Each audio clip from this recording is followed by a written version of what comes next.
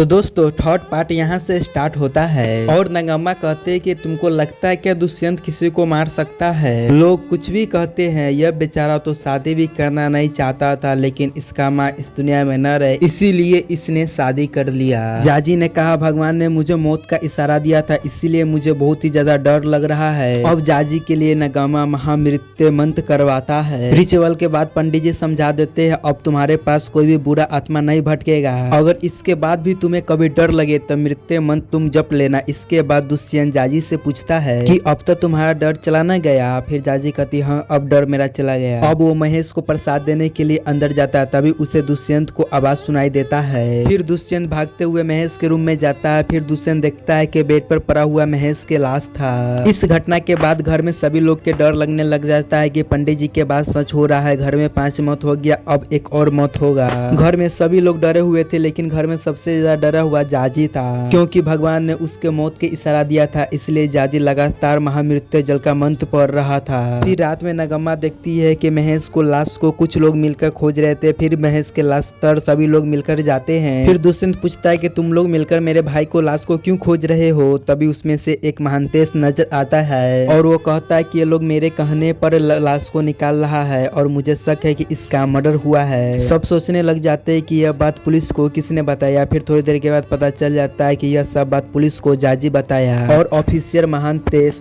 जाजी का दोस्त भी है और दुष्यंत पहले उससे मिल भी चुका है। फिर सब लोग रिक्वेस्ट करते हैं कि महेश को लाश को यहाँ से न, लेकिन महांतेश किसी के बात नहीं सुनता है और वो पोस्टमार्टम के लिए महेश को लाश को ले जाता है। इसी बात पर नगम्मा जाजी को एक झापड़ खींच देती है। तब दुष्यंत जाजी से पूछता है कि जाजी तुमने ऐसा क्यों किया। फिर जाजी रिवील करता है कि इस मौत के पीछे न भगवान के काम है न किसी भूतिया के काम है, बल्कि यह काम इंसान के है। और वो रात को देखी थी कि महेश को शिवाशीष ने 2-3 गोली एक साथ खिला दी थी। उसका मौत दवाई के ओवरडोज के कारण हुआ है। फिर उसके बाद शिवाशीष उसको पूरा चीज दिखाता है। उसमें साफ लिखा हुआ था कि अगर जरूरत पड़े तो 2-3 गोली दे सकते हैं। फिर शिवाशीष कहता है कि सुबह में महेश ने एक ही डोज लिया था, बाकी 3 गोली मैं उसे रात में दी। तो ओवरडोज कैसे हुआ। तुम्हारा दिमाग खराब है, अपने दोस्त से करो कि मेरा भाई के बॉडी को टुकड़ा टुकड़ा न करे। फिर जाजी शिवाशीष को बात मान लेता है और अपने दोस्त से कह देता है। फिर उसका दोस्त सुबह बॉडी लेकर चले आता है। फिर जाजी के दोस्त पुलिस ऑफिसर वहां से जाने लगता है। तभी जाजी को बुलाकर एक बहुत ही अच्छी खतरनाक बात बताता है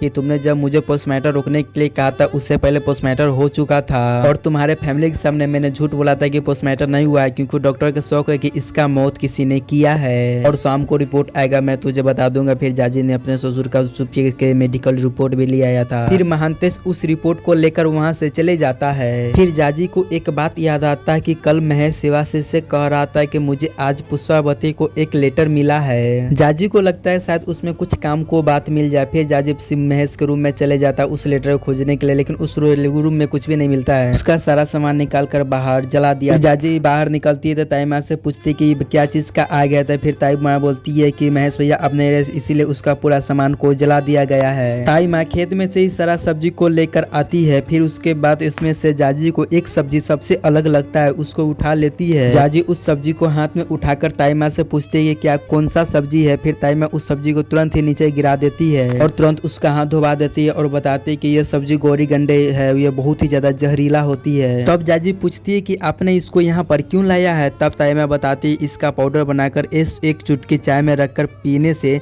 सर्दी घाव सब चीज ठीक हो जाता है, और ज्यादा पाउडर पी लेता है तो इंसान मर भी जाता है। तभी जाजी को महांतेश के कॉल आ जाता है। फिर ताई माँ जाजी को चाय देकर वहाँ से चली जाती है। अंतेश जाजी को बताती है कि महेश का मर्डर एक जहर से हुआ है। ग्लोरी पौधा एक तरह से पौधा होता है जो कि बहुत ही ज्यादा जहरीला होता है और तुम्हारे ससुर को भी मरने के कारण यही पौधा था और तुम्हारे मेडिकल रिपोर्ट में ससुर का इसी में से कुछ अंक भी था, यानी कि दोनों के मौत इसी के वजह से हुआ है। तभी जाजी का तबीयत अचानक से बिगड़ने लग जाता है और उसे समझ आता है कि जो चाय वो पी रही है उसी में भी यही जहर मिला हुआ है और वो लड़खाते हुए जमाने में महांतेश को बताती है कि मुझे भी जहर दिया गया है और वह फिर गिर जाती है। उसके बाद महांतेश तुरंत वहाँ से निकल जाता है। फिर इधर दुष्यंत डॉक्टर की बुला लिया था। डॉक्टर कहता है कि यह अभी बेहोश है और इसे उल्टी भी हुआ था क्या। दुष्यंत बोलता है हाँ एक दा हुआ था। और फिर तुरंत वहाँ पर महांतेश चले आता है और जाजी के बारे में पूछता है। दुष्यंत कहता है कि अभी जाजी का इलाज चल रहा है। फिर महांतेश उससे पूछता है उसके साथ कौन कौन था। दुष्यंत बता देता है कि उसके साथ ताई माँ था। दूसरी तरफ ताई माँ भागी जा रही थी बहुत ही तेजी से। फिर दुष्यंत महांतेश के साथ ताई माँ को पकड़ लेती है। महांतेश दुष्यंत ताइमा से कहते हैं बताओ तुमने जहर क्यों दिया है। तभी उस समय जाजी का होश आ जाता है। जाजी कहती है कि ताइमा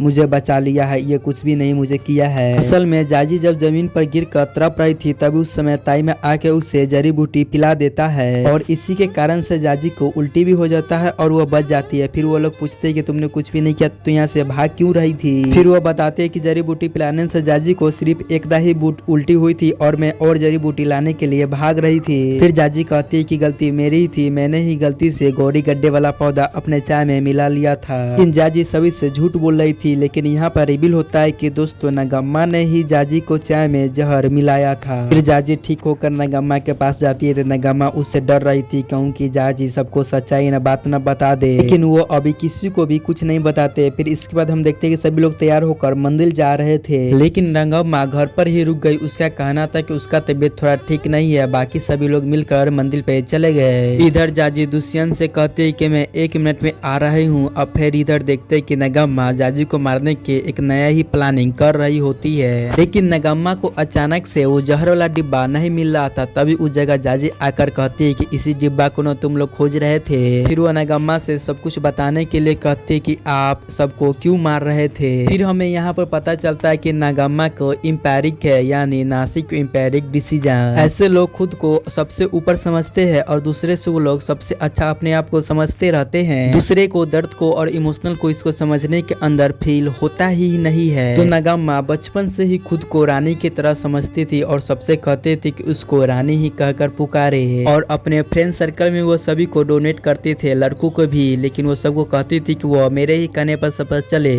लेकिन उसका घर पर कुछ भी नहीं चलता था और अपने माँ से डांट भी खाती थी। एक दिन उसका दोस्त ने उसको एक हालत में देख लिया। फिर उसको सबके सामने मजाक उड़ाने लगता है कि तू मेरे ही सामने रानी बनती है और तुम्हारा औकात घर में कुत्ती की तरह है। नगम्मा को इतना ज्यादा गुस्सा आ गया कि उस लड़के को नगम्मा ने गला ही जांचने लगी। फिर यह बात जब उसको मम्मी को मालूम चला तो उस अपने मम्मी से फिर मार खा गई। फिर एक दिन अर्जुन उसे चिढ़ाता है और अमकी बार उसको इतना ज्यादा गुस्सा आया कि अपने माँ को ही खाना में जहर मिलाकर उसका जान से ही मार डाली। और तब से उसी के ही चलती आ रही थी, चाहे उसका पिता हो, चाहे उसका बहू हो, चाहे उसका पति हो, और सब कुछ इसी के अकॉर्डिंग में चलता था। लेकिन जब पुष्पावती बहू बनकर इस घर में आई तो सब उसको ही कंपटीजन मानने लगा और वो चाहती थी उसका घर में इसी का ही बात चले।